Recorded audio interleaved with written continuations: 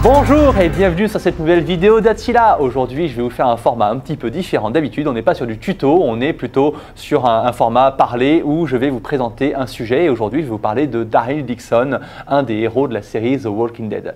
Donc, on va parler un petit peu des arbalètes qu'il a utilisées, on va parler de toutes les petites erreurs que j'ai pu noter et on va parler un petit peu plus généralement des arbalètes dans les autres séries, les films et tout ça. Alors pour commencer, on va parler des arbalètes qu'utilise Daryl au cours de la série. En fait, il utilise principalement 3 modèles d'arbalètes et après c'est un peu compliqué de suivre parce que ce sont des modèles un peu bricolés, il n'y a plus de nom, ils ont modifié des trucs dessus.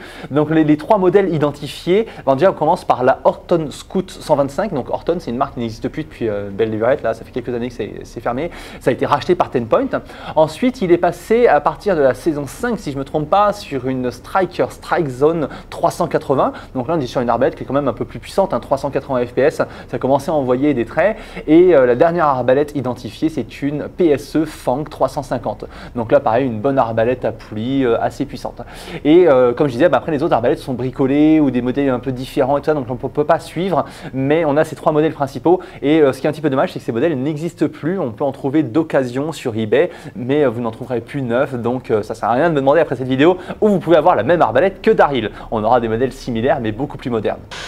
Alors des arbalètes, on en retrouve un petit peu dans tous les films et les séries modernes et depuis quelques années. Franchement, si je pense avant The Walking Dead, on a eu pas mal de films et dessins animés. En règle générale, moi tout ce que j'ai qui vient en tête tout de suite, c'est Resident Evil, The Last of Us, le jeu vidéo. On a aussi Game of Thrones, on a plusieurs fois l'arbalète dans Game of Thrones puisqu'on a Tyrion qui tue son père avec une arbalète. Spoil pour ceux qui n'ont pas vu, mais bon, en même temps depuis le temps, vous auriez déjà avoir regardé la série.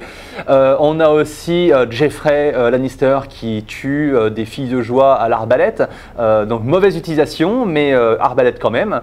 Et puis on va retrouver dans tout un tas de dessins animés, par exemple Brave, c'est un dessin animé où il y a de l'arbalète. On va retrouver Van Helsing, on va retrouver tout un tas de trucs, donc l'arbalète est quand même assez omniprésente. Je regarde pas mal les Simpsons aussi et on retrouve souvent des épisodes des Simpsons. J'ai regardé récemment Murder Mystery 2 et dans Murder Mystery 2 au tout début on a 2 détectives qui sont chez une dame et elle en a marre de leur débat et elle sort une arbalète du placard, une arbalète 150 livres qui sort du placard comme ça. Tout de suite en tant qu'amateur d'arbalète, j'ai dit waouh super, une arbalète, elle pouvait pas sortir un fusil, elle sortit une arbalète, forcément c'est génial. Donc l'arbalète on la retrouve vraiment partout, c'est un engin qui est cool, qui reste toujours moderne malgré que ça a été inventé il y a plusieurs siècles. Donc voilà, on la retrouve vraiment dans tous les films, les séries, dans la culture en général. On va donc se reconcentrer sur notre ami Daryl Dixon. Alors Daryl Dixon, c'est qui? C'est un personnage de la série télévisée The Walking Dead. Il apparaît dès le début de la série et en fait c'est un personnage qui n'existait pas dans les bandes dessinées parce que bien sûr avant qu'il y ait une série télévisée, il y avait une bande dessinée et il n'existait pas. Et il y a pas mal de petites choses qui ont changé entre la bande dessinée et l'adaptation sur le petit écran. Mais notamment notre ami Daryl qui n'existait pas, qui a été créé et qui apparemment à l'origine ne devait pas durer très longtemps mais qui finalement en fait a été présent depuis le début et il a été jusqu'à la fin et c'était même un héros, alors très ami avec le héros principal Rick Grimes, mais du coup même après que Rick soit parti on a encore Daryl qui reste et toujours avec ses arbalètes. Alors ce qui se passe sur ces arbalètes, je voulais faire une vidéo parce que en tant qu'amateur d'arbalètes je voulais pas détruire The Walking Dead. Alors si jamais vous êtes vraiment fan de The Walking Dead et que vous voulez pas vous faire détruire l'image, vous arrêtez la vidéo tout de suite, vous mettez un like, vous vous abonnez à la chaîne et vous coupez la vidéo parce que je vais vous expliquer quelques petits trucs sur les arbalètes qui ne vont pas bien. Donc pour ceux qui n'ont pas peur, on continue. Alors pour commencer, les premiers trucs que j'ai repérés, c'est dans la première saison de The Walking Dead. Le truc le plus flagrant, mais alors là c'est énorme et on sait pourquoi ils ont fait ça, c'est que en fait le trait n'est pas posé sur le rail. En fait si je prends cette Excalibur par exemple, ils ont posé le trait ici sur le support de la lunette. Donc c'est clairement pour des questions de sécurité en fait. Donc on le voit sur une image qu'on va vous afficher sur le côté. Et bien en fait, du coup pour des raisons de sécurité, l'arbalète était armée pour de vrai et pour ne pas mettre le trait sur le rail et risquer un tir qui pourrait blesser quelqu'un, et bien ils ont positionné le trait comme ça sur le rail et pas directement ici sur l'arbrier. Donc ça se voit. Si vous l'avez jamais vu, retapez-vous la série, vous allez voir, ça va vous sauter aux yeux tout de suite. Donc c'est des raisons de sécurité. Ensuite, sur les autres saisons, ils se sont un petit peu améliorés. Ils se sont dit quand même que c'était grossier de ne pas mettre le trait comme ça. Et ce qu'ils ont fait, c'est qu'ils ont passé les cordes, en fait, pas sur les poulies, mais sur les axes des poulies. En fait, comme ça permettait de diminuer la puissance de l'arbalète. Et j'imagine qu'ils avaient mis des cordes un petit peu plus longues aussi que ce qui était prévu. Alors ça, on vous montre une image aussi à quoi ça ressemble. Et on voit donc clairement sur plusieurs images. Alors, il y a une image où il est avec Michonne. On ne voit pas très bien, mais la corde passe sur l'axe de la poulie. Et il y a une autre image avec Rosita où on le voit clairement. Là, c'est assez flagrant. Et alors, ce qui se passe après sur les autres saisons, alors là, ils ont quand même été plus ingénieux. Faut penser quand même au début, sur les premières saisons de The Walking Dead, ils ne savaient pas ce que ça allait donner. Est-ce que la série allait marcher ou pas? Est-ce que ça allait faire un flop?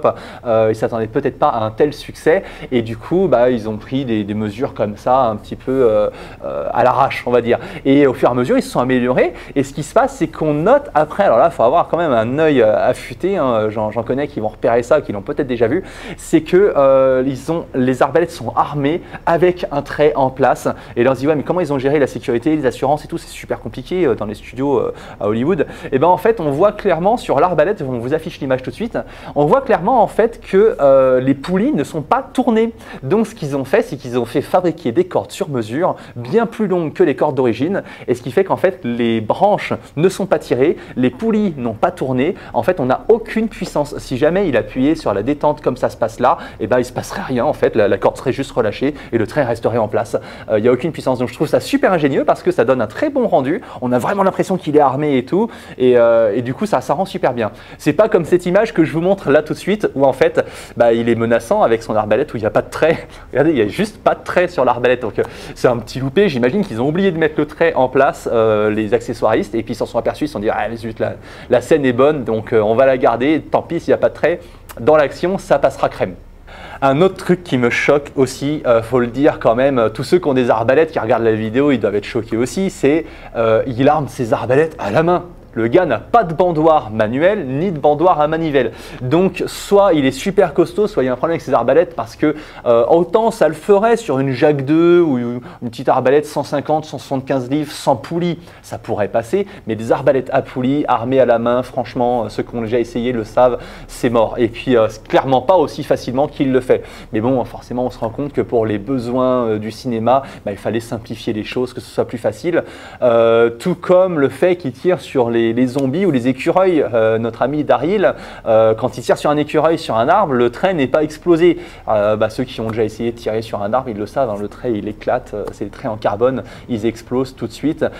Et sur les zombies, là où je trouve moyen, c'est que quand on sait que au fur et à mesure, alors plus le temps passe et plus les zombies se dégradent. Il y a toujours des zombies, mais ils deviennent de moins en moins costauds, ils sont de plus en plus fragiles, entre guillemets. Des fois, on les voit même écrasés d'un coup de botte, ils écrasent la tête qui éclate comme une pastèque. Donc ça veut dire qu'au fur et à mesure de la série, les années passent et les zombies sont moins résistants. Alors si au début, ils ont toujours la consistance d'un être humain, quand on leur tire dans la tête, le trait s'arrête dans le crâne, ça c'est plausible dans le début de la série. Mais plus ça passe et plus ils sont mous, plus je vous dis, le crâne on peut l'écraser avec un coup de godasse ou un coup de crosse, ça veut dire qu'en fait le trait il devrait passer complètement à travers. Donc ça c'est des petits détails que moi j'ai remarqué, forcément en tant que spécialiste des arbalètes, ça me saute aux yeux. J'espère que je ne vais pas vous gâcher vos prochaines séances de Walking Dead. Vous penserez à moi, ah Yann il m'a détruit le truc.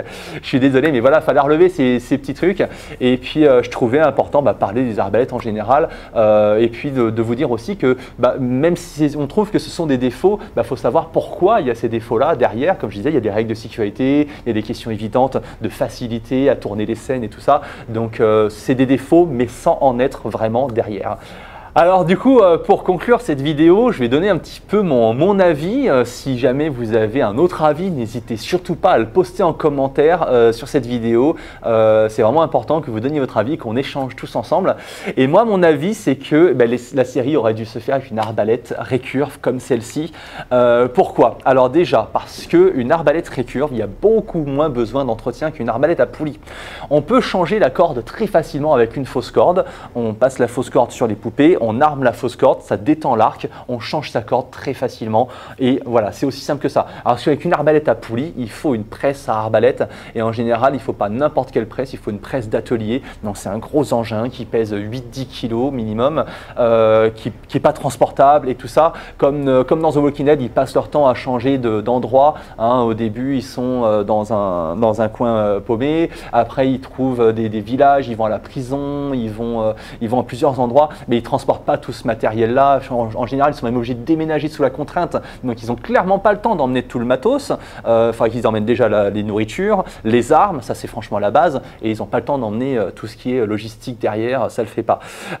Donc voilà, une arbalète à poulie, franchement dans le choix, c'est vrai que c'est joli, c'est technique, ça a de la gueule, mais sur un choix logique, c'est vraiment pas le top. En plus, comme je disais tout à l'heure, il les arme à la main, une arbalète à poulie, c'est mort. Alors bon là, clairement, j'essaierai pas avec une arbalète comme celle-là, là c'est une Excalibur Assassin 400, c'est une arbalète qui est super puissante et on ne pourra pas l'armer à la main, c'est impossible. Mais avec une petite arbalète genre Jag 2 ou Jag 1 ou je pense à des petites Mankung 150-75 livres, et ben là on pourrait les armer à la main, on met des gants, on peut les armer à la main, forcément on aura moins de puissance, moins de distance, moins de portée, un petit peu moins de précision aussi, mais la plupart du temps ils tirent sur les zombies à 15-20 mètres, donc ça passe largement. Et puis une arbalète récurve, si jamais on avait affaire à un autre groupe de survivants qui peut en vouloir à nos biens, et ben une arbalète, qu'elle soit à poulie ou pas à poulie, ça reste très menaçant.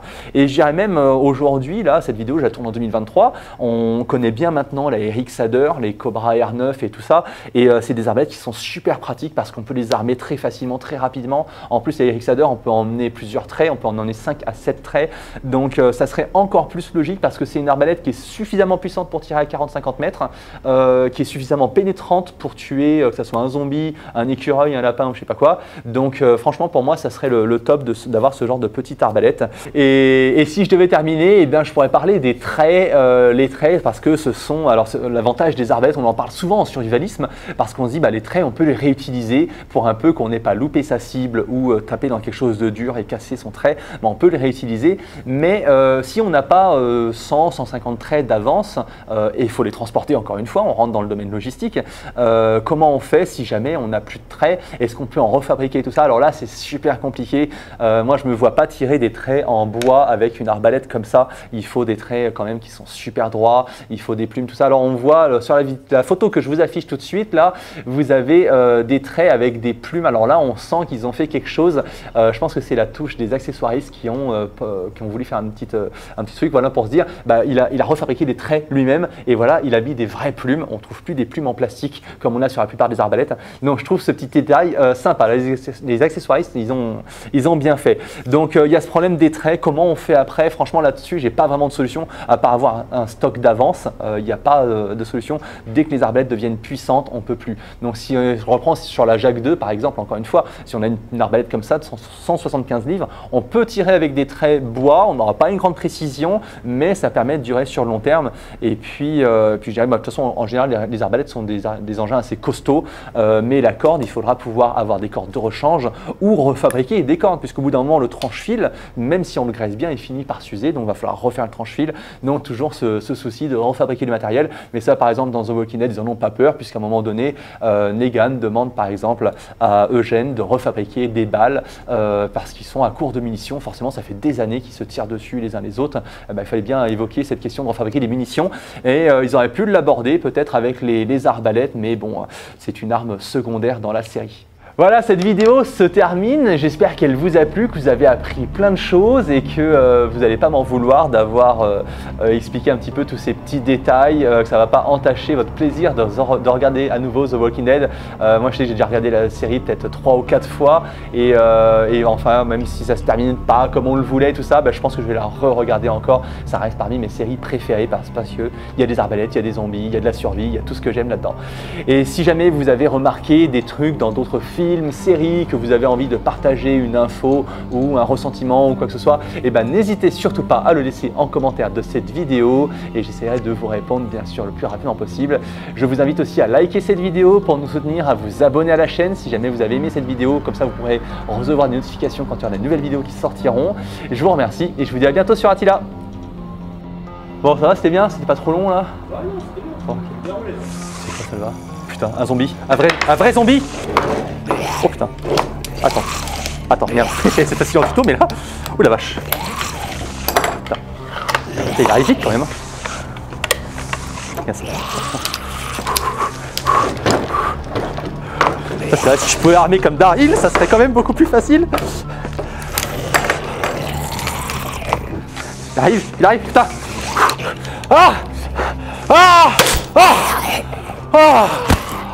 J'ai cru qu'il allait me becter. Hein. C'était chaud. Hein.